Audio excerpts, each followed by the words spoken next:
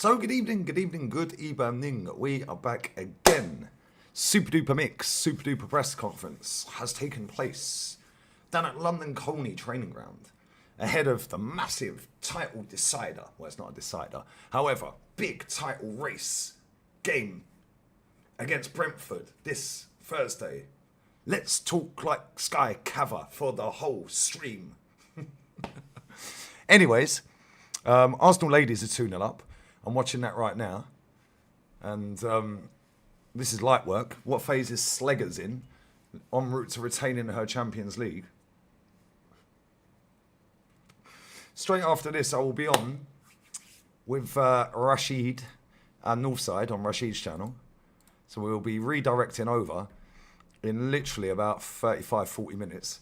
Then after that, I'll be doing the Man City Fulham game. Smash the like button. Help us hit the algo hard. Every like counts. Big up this chat. Bless up to everyone locked in. And hopefully you're all having a wonderful afternoon, evening, morning, wherever you are. And Arsenal are cooking. 2-0 up, away from home. Light work. Light work. Make sure you sub in as well. But yeah, big up to everyone in here. How many people are in here? How many people we've got in here real quick? We have over 100 people inside, what, a minute and a half. Bosh, let's go. Get the likes up. The ratio is not ratioing. But Mikel Merino is out for 3 to 5 months, according to Super Duper Mick. Which makes you wonder how that even happened. How did it happen? Does he say in the press? I ain't seen it. So we'll find out, I suppose, if he tells us. We know that these journalists don't like asking proper questions. But, yeah, we'll see. Anyway, did you see Sir Jim's comments? I haven't seen a single bit of football news all day, my friend. I ain't seen anything. Yeah, it's not looking likely that Merino's going to go World Cup. I can't lie. So, but I don't know what caused the injury, but he's had surgery and he's out for 3 to 5 months. Crazy. But there we go. Is what it is. Each to their own. Each to their own. Right, let's get the press conference up. Every word a super duper mix, super duper press conference, guys. Right, where are we? There we go. Right. Let's go, guys. Let's go. Obviously, Man City play Fulham later. Pep has beaten Fulham more times than any other Premier League team since he's been here. So don't hold your breath that Fulham are getting anything, because they ain't. They're not. It is what it is. Anyway, I said there's an echo. Echo. Is there actually an echo or not? Maybe come back out and come back in. YouTube was playing up a little bit last night as well, so I don't know. Maybe it's a YouTube problem, or maybe it's you, mate. I don't know. Anyway, let's go through this transcript because we have half an hour. Spurs have sacked Frank, have they? Have they actually sacked him? Nah. You want to wind up?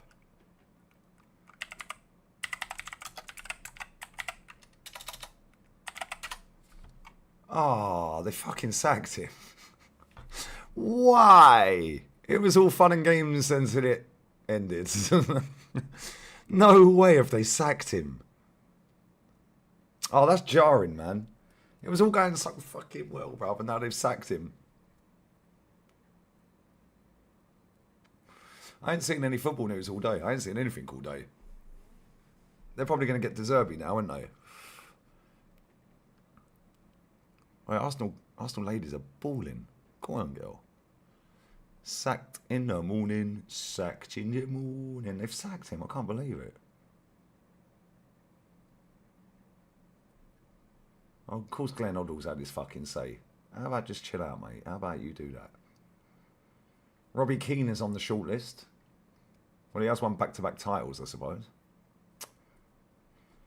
Which is 2 more than Thomas Frank's won in his career. Doesn't matter who they hire. They're shit. They'll forever be shit.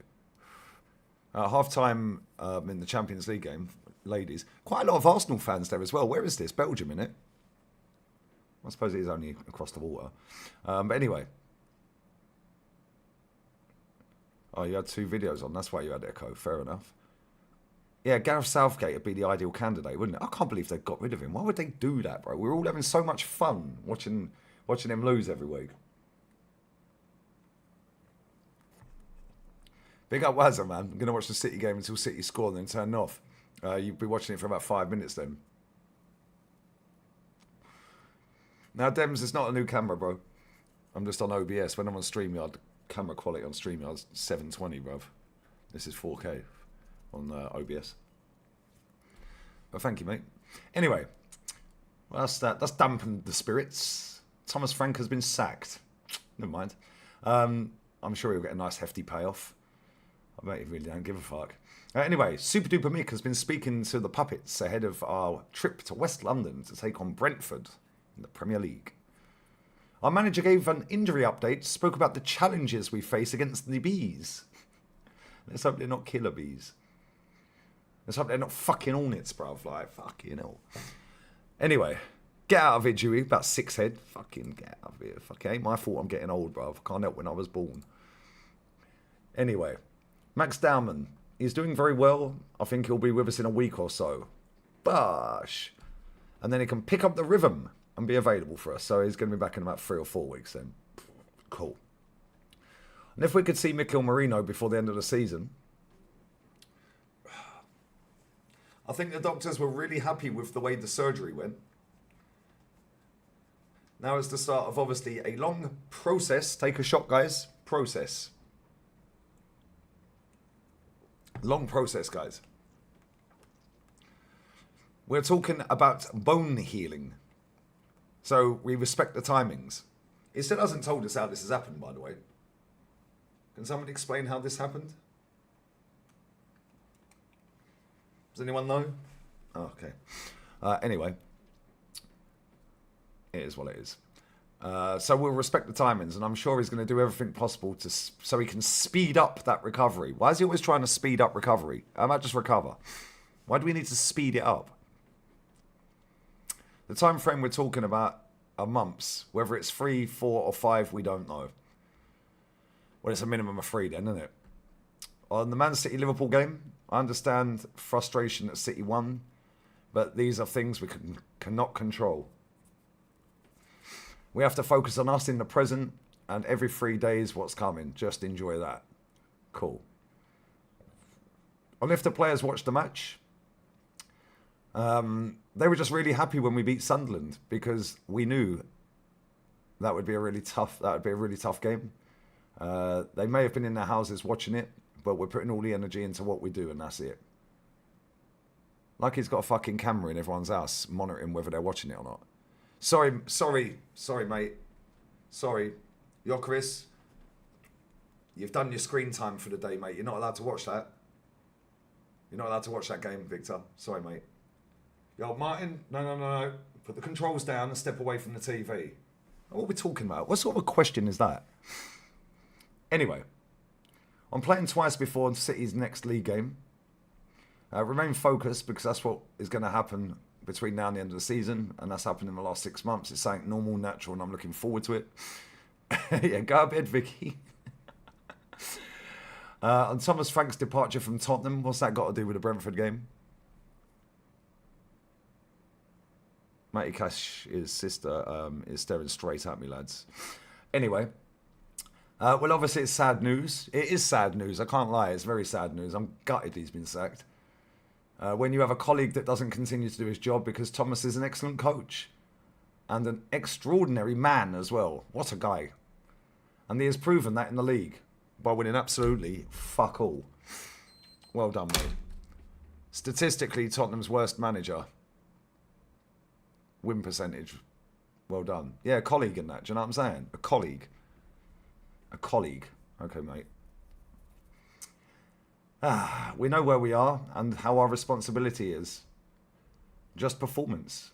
And I wish him the very best with whatever he decides to do next. Well, I'm sure he'll probably get another job, mate, on millions of pounds, and it'll probably be a bigger club than Tottenham. These men keep falling upwards. And if the Premier League clubs are more impatient, what has this got to do with Brentford, by the way? Oh, I've just seen that Olivia Smith goal. What a fucking goal that is. Oh, that's a cracking finish, that. I don't know. I don't think you can just take every example in the same way. I mean, context, buzzword, is important. Every club is different. It's always a possibility. Crazy. On his longevity as our manager, well, I think, guys, what it is because of the constant PR, guys. It has managed to suck in the doppiest fans in world sport, guys, and they believe everything I say because I sound AI, guys. And I tell them every single day that I need them to bring their shin pads, guys. I tell them they need to play the game with us, guys. I tell them that I love them, guys. And they need to conquer their seats in the ground, guys, and shout and scream for us and get in their seats half an hour before kickoff, guys. We need to bring the atmosphere, guys. That is what I tell them. That is why I've been here 6 years, guys. Fuck off. I think every era is different at every club. I think we have in the Premier League two of the most iconic managers with Wenger and Fergie for so many years. It has changed a lot from both clubs, so I don't know. It depends on many factors. The first one is you have to have the right players behind you. Excuse me. Enjoying what they do and believing in what you do is a big thing. Then you have to win a lot of games, because in the end, if you don't do that, you're not going to continue in a job. No, you need to win trophies, Mikel. Hello? You need to win trophies, Mikel. Just saying. On what makes the project a success? Who's asking these questions? What has this got to do with the Brentford game? Creating the chemistry with everyone around the club. And the percentage of games that you win has to be really high if you want to continue. And then you can go through a spell where you don't win games. And that's the moment the sporting director or someone like this has to make a decision. And that changes from club to club. It's a journey, guys.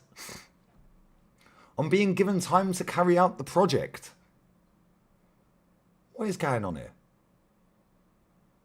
Well, very happy. That's what we all want from the beginning. Between us, we want to sustain that and bring bigger stability, performance, joy and progression for the club. Hopefully this season we're going to be even better. You said that last year, mate. And the year before. And the year before. And the one before that. Oh, and the one before that. Oh, and the one before that. 0 trophies since. Cool. On being flexible in preparing for opposition who change managers. Still nothing to do with the Brentford game. I think it's happened a lot of times already this season for us. At the end, you learn the lesson that not only with the change of manager, but what you expect a manager to do against you as well. Because it has changed a lot this season. So we focus more on us and what we want to achieve and the way we want to play. The things we want to happen in game in relation to what we do tactically. Because their setup is one thing, their player profile is another buzzword. Oh yes, it's the right profile of player. What are you talking about? And the momentum of game is, and context is something else. He loves the word context. That's why Top Gooners sound like him. We have to be able to adapt and recognise that and understand those clues. Oh my God, give us a clue. Give us a clue. Give us a clue, Mikel. Fucking knob. Anyway, and if there should be a transfer window for managers. Are you alright, mate? Who asked this question? What retard asked this? Let's go. Let's find out. Smash the likes up, guys. How many people are in it? 300. Not even 100 likes. Shambles. Almost like these questions. Who asked this question? Right. Work, man. What's this doing? Paste.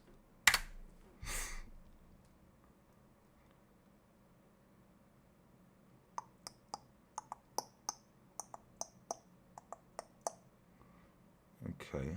So who asked the question?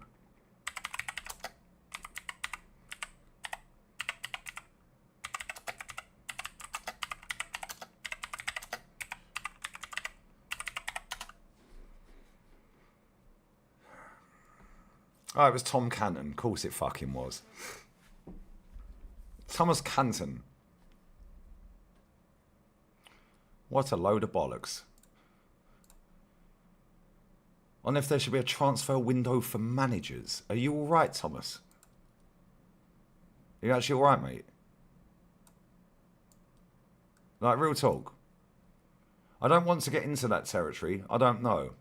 I think at the end, clubs need to have freedom to decide the best way to do what they want.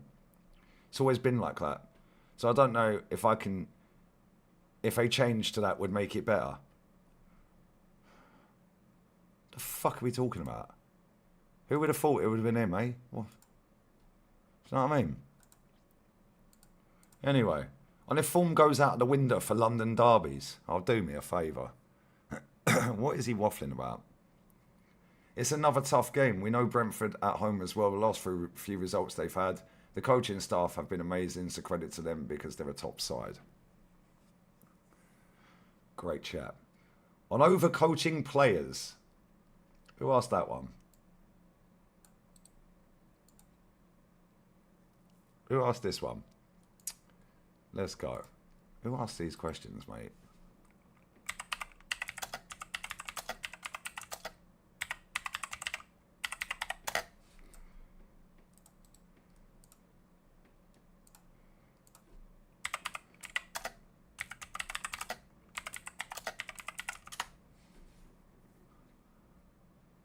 Oh, that was also canon.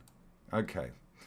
I don't know if I said that. I said I'd probably put maybe more focus on the technical and technical aspect rather than other aspects. And that shift, because at the end of the day, you have to recognise what the team needs to do first to create a clear identity and a way of playing. Well, what's our way of playing?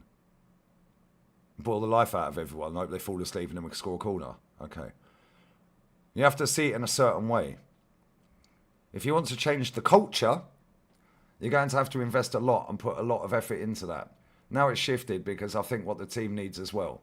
The level of understanding of what they have to do is very, very good. So we can focus on areas that we can develop that give us a lot of value. What the fuck is he? He just said a whole lot of nothing. I'm bringing in new players to fit his system. Yes, and probably some of the things that I've learned as well. That you can have an idea, you want to do certain things, but at the end, the player's qualities are the most important thing. And ask a player to do something he's not completely comfortable with, it's not natural and it won't work. Oh really? Funny that, because you told our fucking striker, mate, on his first fucking day at the club, he has to be accepting to go 6 to 8 games without scoring a goal. Well, why would you tell him that? He's not comfortable going 6 to 8 games without a goal, mate, because he fucking scores every week. What is he talking about? It might work for a few actions, a few moments, but in the medium to long term, it doesn't. So basically what he's saying is, he's realised that Gyökeres can't hold the ball up, ain't got a good first touch and ain't got no link play. So now what we're trying to do is find him in the penalty box, which is what he's fucking comfortable with. This guy is a bellend. Nobody calls this out, do you know that? It's so jarring. To respect the nature of the play you try to accommodate, if you can, and the qualities they have. Cool. Start crossing the ball in the 6-yard box, my striker scores. I'm breaking down the football calendar between November and March. What are you talking about? Yeah, we have done it in different ways over the Christmas period or afterwards. When we have 4 away games, for example, in 4 different comps. Now we are jumping in from competition to competition every week. It freshens it up. We are trying to do that to see what we have to do in a very short period of time. Like, you just have to win the match, mate. With the objective to be very present in what we have to do now and what is going to make a difference now in relation to what we want to achieve. What the fuck is he saying? Right, let's put this into Google and get him to fucking simplify it. What is he even saying, mate?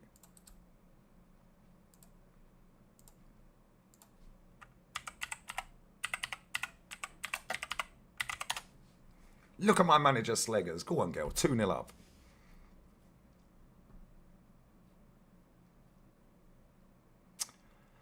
Right. Basically, it's business or tech jargon, is what Google says. Cool. Well done, Mikel. Well done, Mikel. On Martin Supermendy. On Martin Supermendy's goal contributions. Merino, credit to Merino. He has been showing him the celebrations. Ha ha ha, Mikel, you're so funny. Stop it. You're so funny, Mikel. How to arrive in the box and everything.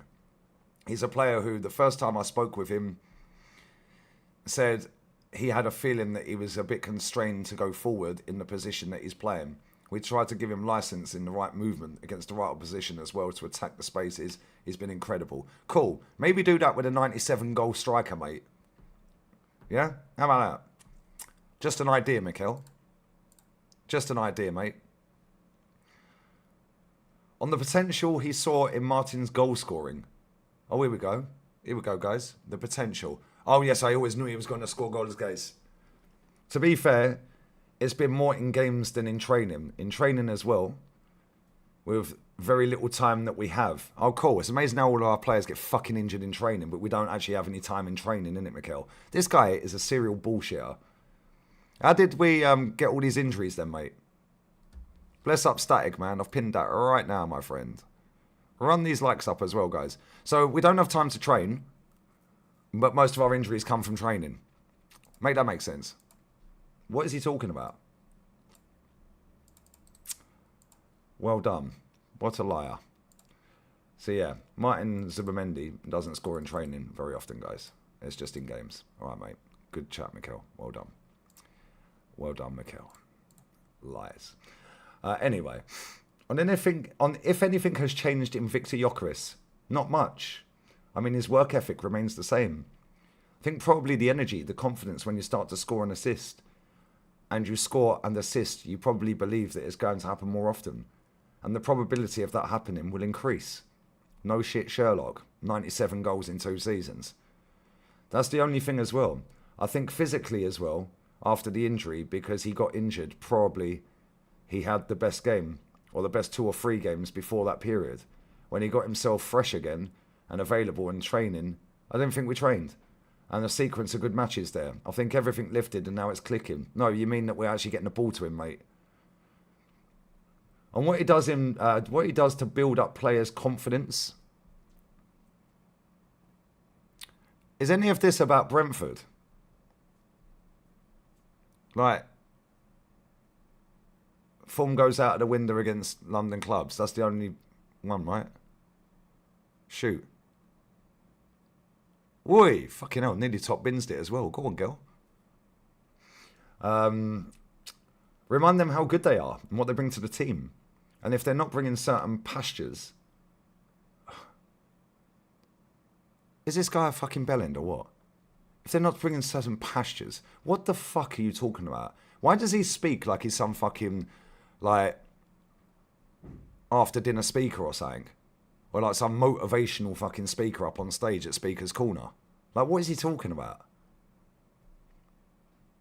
Just remind them that they don't lose sight of all the aspects that they're important on the team.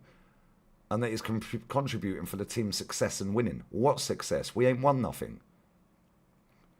So it's not only with that, I think a big part of our job is to remind people constantly the important things and the relevant things and the reason why they are with us. The reason why they are with us, mate, is because you can control them.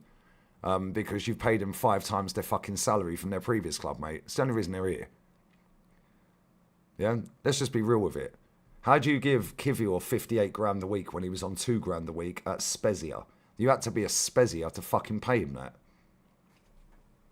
Just saying. How's Calafiori 10 times his wages from 12 grand a week to 120?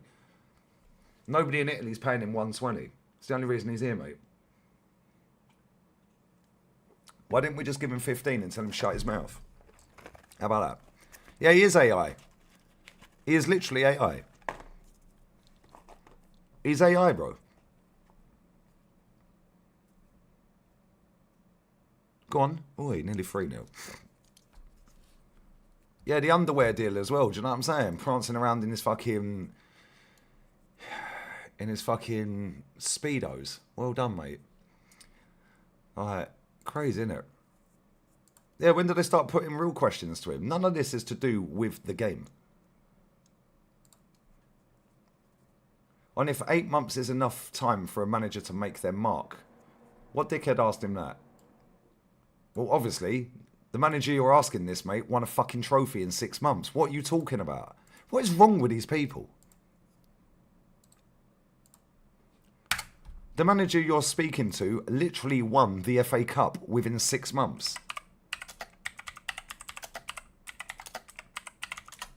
Let's see who asked that. Oh, Tom fucking Canton. Who knew?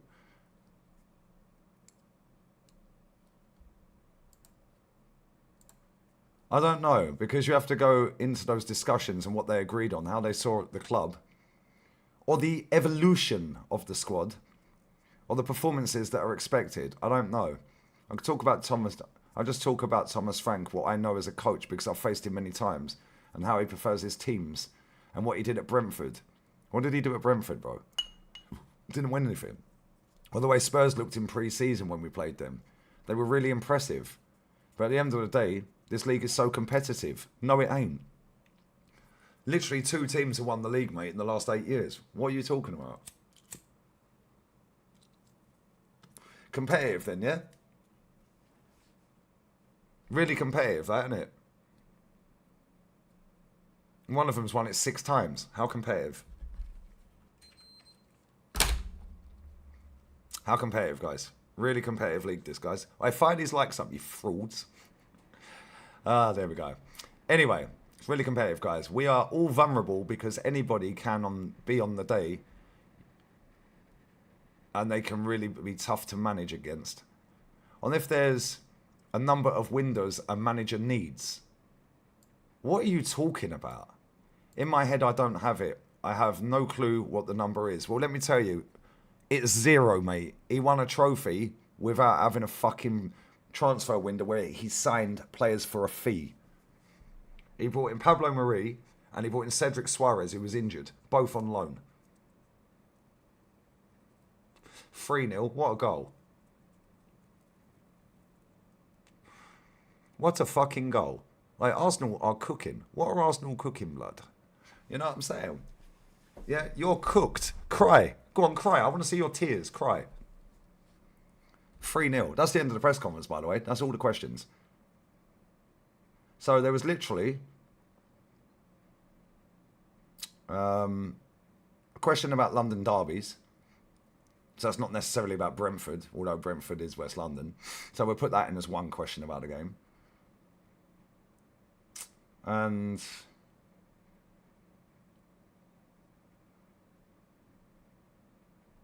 that's it. One question about the fucking game. So, Mikel, how are you going to line up against Brentford, having seen and done your research after they played against Newcastle the other day? Obviously, they've got great home form. They have only lost 2 games at home this season. And they have beaten quite a lot of the big 6 teams this season at home, Mikel. So how are you going to try and manage your way through that game without losing the game, Mikel? Because obviously they pose a big threat. Very quick on the counter-attack, Mikel. How are you looking to stop that? That's a proper question. That is a proper question.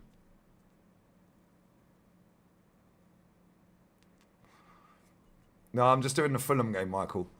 Man City, Fulham. Yeah, put all the players behind the ball. Put the players behind the ball, guys. Yeah, they've got a very good record at home. Yeah, they have been poor. Yeah, press conference sponsored by Canton and his fucking PR crap. Didn't ask about the manager, like his style of play. What do you make of their style of play? Can you break it down for us? No, didn't want to do that? Okay. Didn't want to do that, guys. Corner Arsenal. None of them questions, well, not even the fucking London derbies one. That weren't necessarily just aimed at Brentford. That's all London clubs.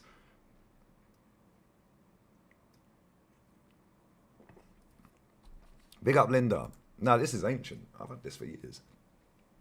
I will do it at some point. Is the chief sports correspondent for football.shite, bruv.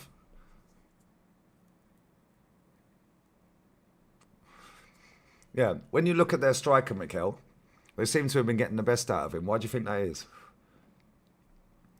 Obviously, Shard is missing. That's a big miss for them, Mikel. Obviously, they have a good squad.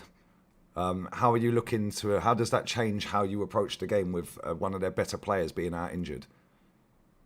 That's a better question. So, Mikel, will you be changing formation at any point in the season, or are you sticking with what we're currently doing? Now, obviously, we've got the finishers that are starting games and doing fuck all. So how have you navigated your way through the season with the finishers becoming the starters, and vice versa? Obviously, Victor Gyökeres is in great form. Mikel, what have you made of Gabby Jesus? Because obviously he's been out with about 1 billion knee surgeries. He came back in, scored a couple of goals, and hasn't been great since. Is that a concern going forward? Because obviously we still have about 15 to 25 games left, depending on how far we go in comps. That's a better question. Why don't they ask proper questions? Mikel, can you actually tell us how Mikel Merino did the bone injury and needed surgery? Like, what happened, Mikel? Because you said it was, what was the word? A rare injury. That's what he called it in the press conference the other day. A rare injury. Can you tell us how rare it is, Mikel? What's the actual injury and how did it happen? Can you please tell us that? Nobody's asked him how he's done that injury, by the way. Not one person. In the last 3 or 4 press conferences, not one person has asked how he did the injury and what the injury is. Maybe he slipped over and win the dog's dog shit. So, Mikel, can you answer a question without a shitload of corporate fucking jargon? No, it's an evolution of my English, guys. What's a cross from Kelly? That should have been 4-0. Oh, man, that should have been 4-0. Yeah, it probably is a metatarsal. Probably stepped on a bit of Lego or something. You know, we bring the families to training, guys. Nobody's asked him. Yeah, run into the tree. Why aye, mighty mag, why aye? Nobody's asked him how Mikel Merino has done that injury and what the actual injury is. Yes, we know he's had surgery. Yes, we know he's broken a bone in his foot. Which bone and how rare is this injury, Mikel? Because you said in previous press conferences it's a rare injury. So how rare is it then? Please do tell. Tell us more. The fans would like to know, Mikel, and obviously, because I'm the puppet journalist that's allowed to sit in here, I am the link between you and the fan base. So the fans are asking me to ask you. I have a duty to put that out to the fans, right? That's what a journalist's supposed to do, right? No. Let's just sit there being all pompous, condescending pricks. Yeah, chatting absolute bollocks. Oh, laugh at his stupid little jokes. Oh, yes. Mikel Merino has taught Zubimendi his goal celebrations. Oh, you're so funny, Mikel. Fuck off. Choke on your biscuits. Absolute shit show, these press conferences. And this is why I do these reactions. Yeah, and read the transcripts out. Because you can break down bullshit straight away. Nobody in these press conferences asked him proper questions. Not one person. They're not there to ask proper questions. They're there to peddle out more PR for this manager and this football club.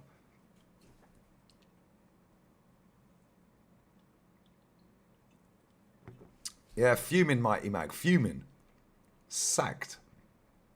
Yo, run these likes up. I'm going live with Rashid and Northside on Rashid's channel in a minute. Arsenal women are 3-0 up in the champs. Lovely stuff. Arteta probably doesn't know what happens. Just found out himself prior to the press conference. Nope. He gets briefed, bro. He knows everything that goes on. I know that factually. They have the communications person sat in the room about an hour before, going through what you can and can't ask. And then these journalists sit there and say, cool, so what would the club like to get out of this? Happens every press conference, bro. I know this factually.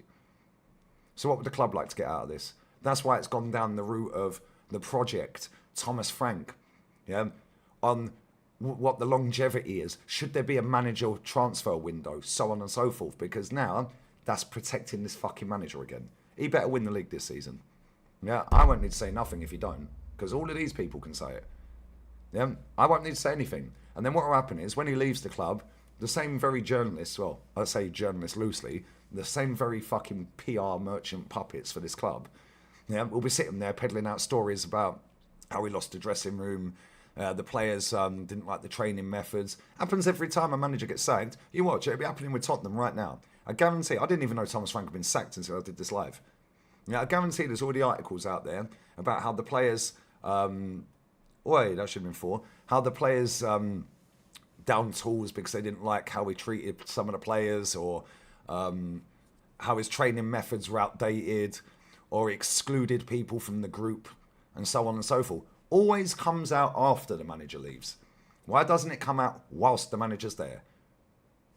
Funny that, isn't it? It's almost like the club give you them snippets afterwards. There you go, there already is. Thank you, big up Wu-Tang. Who do you want as your next manager, bro? Russo's coming on. 3-0 up, bring on a striker. Who fucking knew? Oh, we're taking a defender off as well, by the way. Oh, we are bringing another defender on, though, to be fair. Right, Williamson's off. Chloe Kelly's going off, so we're taking a winger off and bringing a striker on, guys. Almost like Sleggers knows what she's doing. 3-0 up away from home in the Champions League with half hour to go. It's pathetic. Moy is on. Wubben Moy. It's so jarring, man. Because these journalists are not journalists. They're storytellers. They're working for the club indirectly. Literally, they're working for the club indirectly. Their job is to peddle out the club narrative. That's it. That's the only reason they're allowed there. And if they be good little puppets, yeah, they're allowed to watch the games for free. And they get a AAA pass round there. And they can press pass. And they can go anywhere they want. Absolute shit show. And it's happening at all these clubs now. It's so jarring.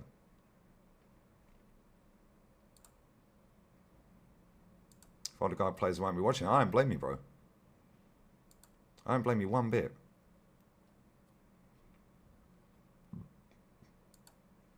And this is the problem. Merson was talking about this on the overlap. He said everything's stats driven now. Those players are scared to fucking pass the ball because they won't have a high pass accuracy. Who gives a shit? He goes, you're supposed to lose the ball if you're a forward. Makes you trying to make shit happen.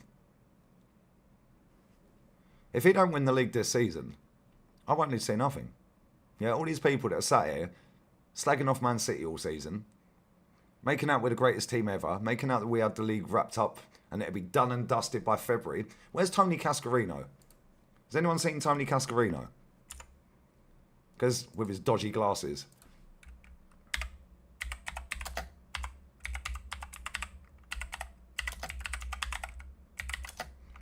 League will be done by February, he said.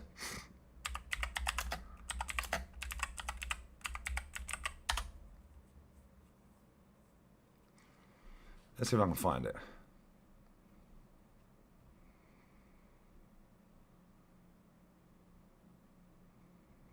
Let's see if I can find it. There we go. 2nd of November 2025.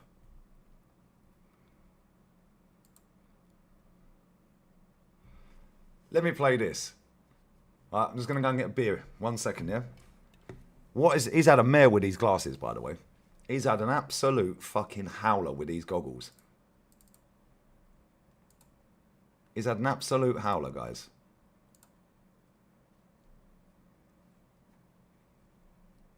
An absolute fucking shocker. Look at these. What are they? What are those? What are those? You'd never know that this guy played professional football, would you? When he's sitting there saying the league would be wrapped up early. And he said this on the 2nd of November, 2025. I'll play this. I'm getting a beer. 1 sec. Can you hear it? Like a train. You can now. Arteta's under serious pressure this year to win the league. He's expected to win the league. Now he started off like they have, like a train. You know, if they don't win the league, of course he won't survive.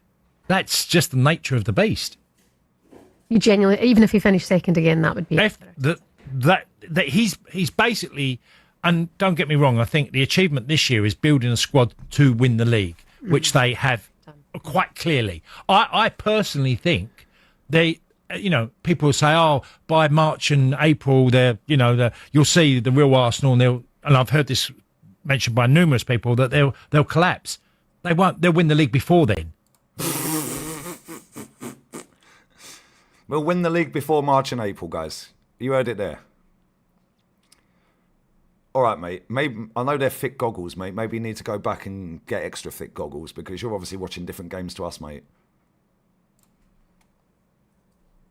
Think they'll win the league comfortably. I do.